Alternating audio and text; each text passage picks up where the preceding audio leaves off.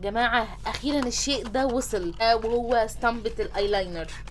ماشي اهي، هي اسطمبه بس كده يا جماعه، هي من غير ايلاينر. قلت لازم اجيبها واجربها، ولو نجحت فاكيد هتسهل على ناس كتير قوي رسم الايلاينر للناس اللي ما بتعرفش خالص ترسمه. لو كانت بقى فاشله هقول لكم عشان ما تجيبوهاش وابقى انا لبست، وانا اكسايتد جدا ليها. يلا بينا. اول حاجه طبعا يا جماعه هنجيب ايلاينر كريمي عشان انزل فيه الاسطمبه دي. هنا رايت، عامل هنا حرف الار، وهنا هي رايت يمين ولا شمال؟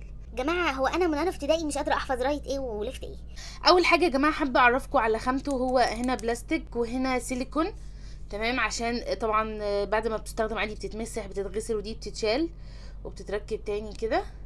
عايزه تمسحيها عايزه تغسليها براحتك، فالسيليكون طبعا هيستحمل ان احنا نعمل بيها بقى على طول. خامتها حلوه، تخيلوا لو نجحت.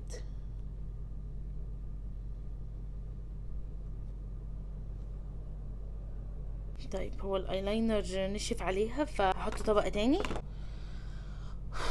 خدوا نفسكم معايا كده. جمدان.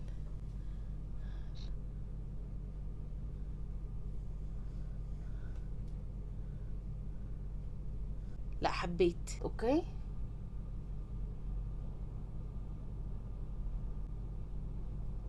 ممكن نكمل بيها كده. كده نجحت قوي. انا كده جربت ارسم بيها ايلاينر عريض وايلاينر رفيع، وبصراحه حلو قوي. اوكي هي بالنسبه اللي مش بيعرف يرسم ايلاينر لا هتسهل عليه كتير. هديكم نصايح بقى الاستخدام. ما تضغطيش خالص، تبقى ديكي خفيفه يعني تحطيها بس كده وبعد كده تطلع. ممكن تعملوا بقى زيي، وده اللي حاساه يعني كان جميل بالنسبه لي، ان انا بعد ما خليتها كده تطبع رحت سحبت بيها هي وبالايلاينر الموجود سحبت على عيني كده، فعملت معايا السحبه كامله. فطبعا ده هيبقى حلو جدا بالنسبه لكم. هو هنا قايل في الخطوات ان اول حاجه بتنزلي الاسطمبه كلها في الايلاينر.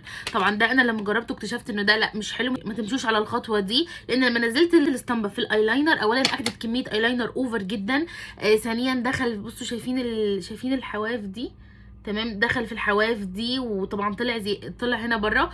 فمجرد لو ضغطتي بس ضغطه زياده هتلاقيه كل الزوايد طبعت برده مع الشكل الاصلي.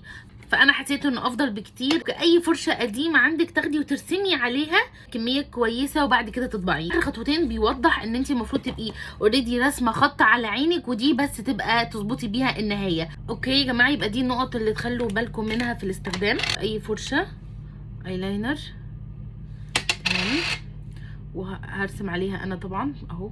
بصوا كده ما خدتش خالص الكميه اللي اخدتها لما انا حطيت الاسطمبه نفسها في علبه الايلاينر، ولا دخلت في الزوايد.